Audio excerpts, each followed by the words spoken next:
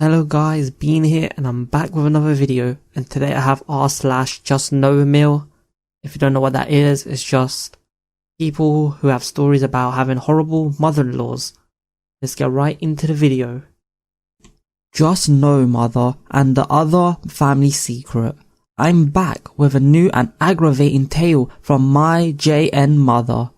For reference, I have gone through this before when I was 26 and found out I had a half-sister who shared the same father I do.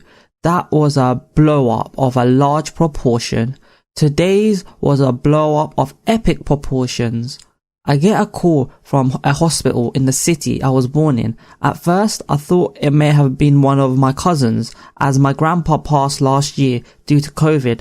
Oh no. They are looking for my mother. What first raised a red flag was they asked for her via her maiden name. When I asked what it was about, the nurse said, her daughter has passed and we need to inform next of kin so we know if she can take her grandchild, as she is the last member alive in the province. I said to the nurse, that is a little hard given, you are talking to her daughter. I had a twin sister who was given to the man she cheated with. Both of us were born in the same day, different times. I am 12 minutes older, and she was registered under my mother's maiden last name. What did my twin die from? Ovarian cancer, the exact same disease that I battled in my teens. I am freaking livid right now and debating if it's a good idea to break no contact or not.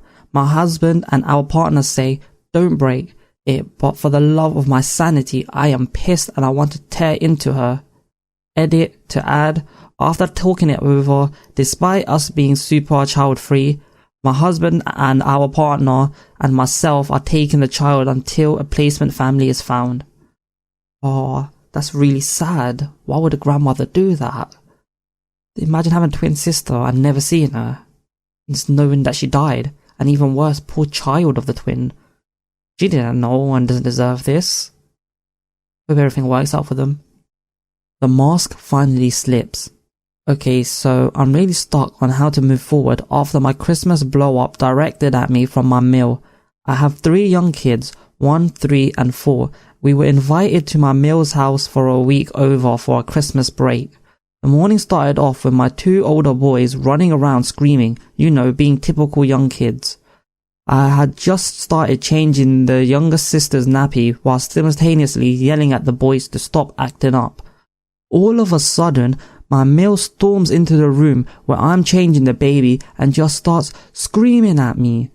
I've never seen her be quite so upfront in regards to her dislike of me, so I was shocked at first, but replied with a stern, why are you screaming at me?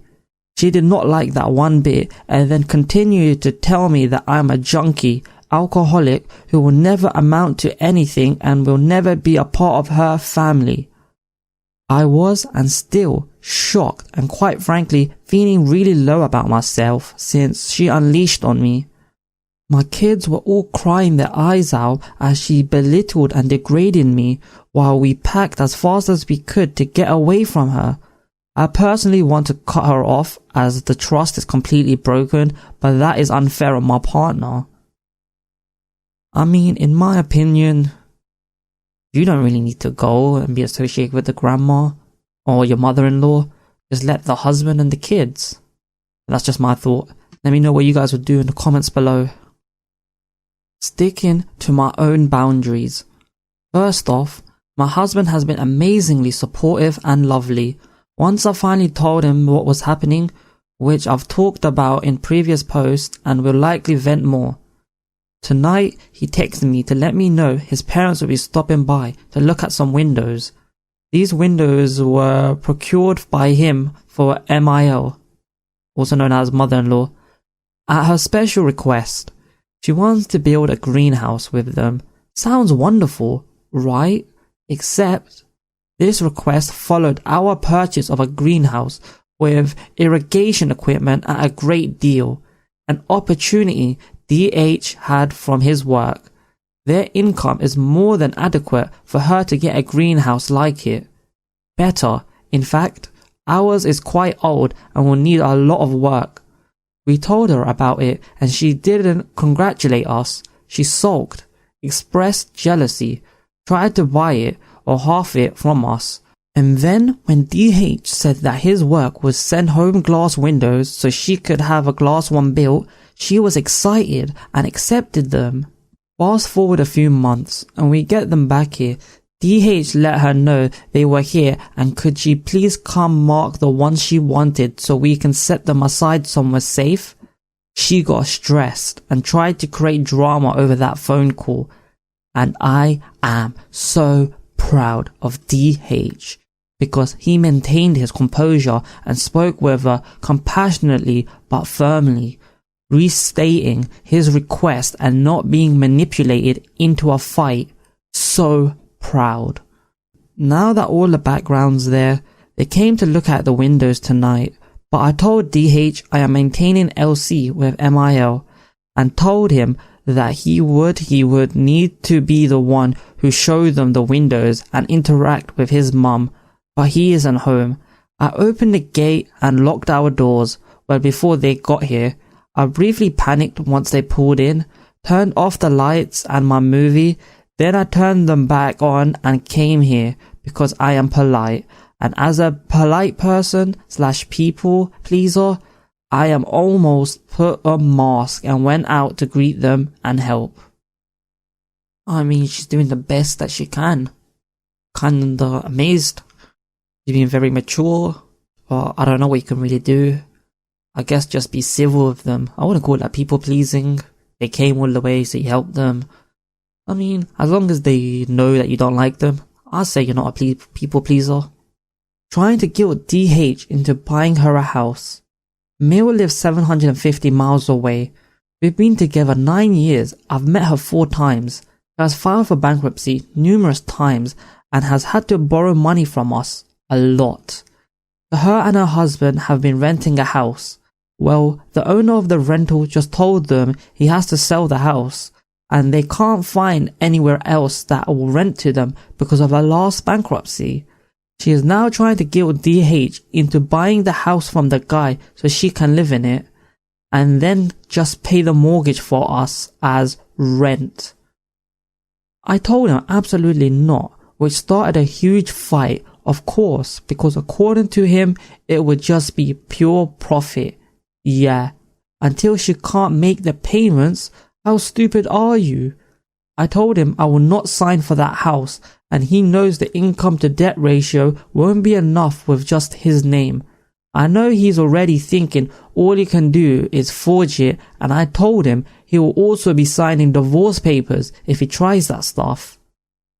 She is trying to make him feel so guilty that she's going to be living on the streets when she is a full-grown adult and it's her own fault for being so careless. I just can't with this woman anymore. Kind of feel bad for, I guess, the wife because, of course, the husband's gonna want to help because that's their mother who raised them, supported them financially till they grew up, raised them. But then it's kind of her fault for being bad with money and becoming bankrupt. And I just feel so bad for the wife because she's trying to take care of her family. And like, obviously the history suggests that she ain't gonna pay, she's gonna file for bankruptcy. So she needs to be the bad guy. And she's not the bad guy just to the mother-in-law, but to the husband too. But money and family are like the 2 biggest issues when it comes to a relationship. Mother-in-law pushing her religion on my family. First, how did I not know about this subreddit before? Y'all are my people. So, last week my papa had a stroke. My mother-in-law, who had already started drama over my newborn baby spending time with my mum, kept insisting I call her to hash it out. I told her I wasn't in the right mental space to talk about that and I needed time because my papa had a stroke and was in the hospital. Yesterday, my Mil texted me asking if my papa is Christian. No, how is your papa? Or any other question regarding his health.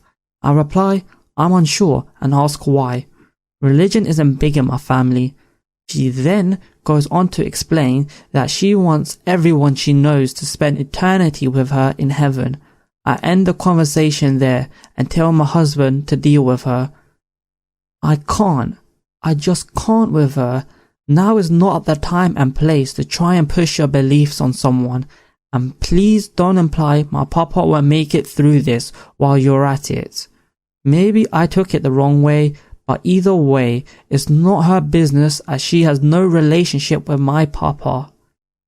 And this is where people start hating religion. Like, why would you say that at a time when someone might be dying? Not even caring about their health. Just saying, oh, are they Christian? Or any religion. I get that you want people to go to heaven and stuff with you, but you should always try to just focus on yourself and be a role model so people are like, I want to be like them. Why are you like this? And then you can say you're Muslim, Jewish, Christian, and then if people want to know more, then you can get them along. But doing this would just make people go against it more. Just find it silly. Mother-in-law and my own mother's calling hours. TW loss. My mother passed away unexpectedly 2 weeks ago. She had stage 3 cancer but had undergone chemo and immunotherapy. For 2 years, she went from the metastasis to one small area in her lung, less than a centimeter.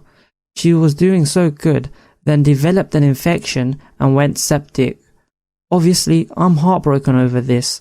Trying to navigate life without a parent seems impossible at times. My brother and I planned my mum's calling hours, and my husband told me that his family was going to come and pay respects. I thought, okay, that's nice of them to do that. The day of, however, I'm standing near my mother's casket with my 9-month-old, and here comes my mother-in-law. She walks in, talking in a sing-song baby voice like she does, walks right up to my son and says, "Grandma's here," then goes and sits down. She never went up to my mum and just played with the baby for the duration of the calling hours. It also really hurt that she said grandma's here at my son's grandma's calling hour. My mother was his grandma too, and that just really rubbed me the wrong way. Ooh, that's just terrible. It's good she came to pay her respect, but why would you do that? Like, I don't know, I'm an optimistic guy. I might have people hating on me, but maybe the lady just found it awkward and tried to liven up the mood. Should definitely not do that. Wrong moment, wrong thing to do, but I don't know. I always try to think positive. But yeah, saying grandma's here is a very poor choice of word, especially at a funeral for the other grandma. Ooh, that's all types of level of wrong. And at her age, you'd think she'd have more wisdom than that. Mother-in-law chastises my boyfriend because of how I dress and deletes me on social media because of it. My mother-in-law has always been very slut-shamey, and as a bustier woman, it's sometimes hard to just put on a normal outfit without my chest being very noticeable. Recently I had a surge of confidence and posted 3 pics of myself on my Instagram in somewhat racy outfits. Apparently my mother-in-law is disgusted with me and lectured my boyfriend for encouraging my behaviour, went as far as to make complaints to several other family members and deleted me on all social media. I posted again saying I wasn't ashamed of my chest in a caption, and she commented telling me I need to respect myself. I'm gonna be real, guys. If your boyfriend or your partner is not defending you against your mother-in-law, saying, look, I'm dating them, I trust them, they're not gonna do anything, they're not a slut or whatever, they ain't defending you, you need to have a word with them. And if they defend the mother-in-law because they're in the wrong and they just defending the mother-in-law, you just gotta throw them away and find someone else because you're just wasting your time. And that's the end of the video, guys. Hope you guys like, comment, subscribe. Peace out.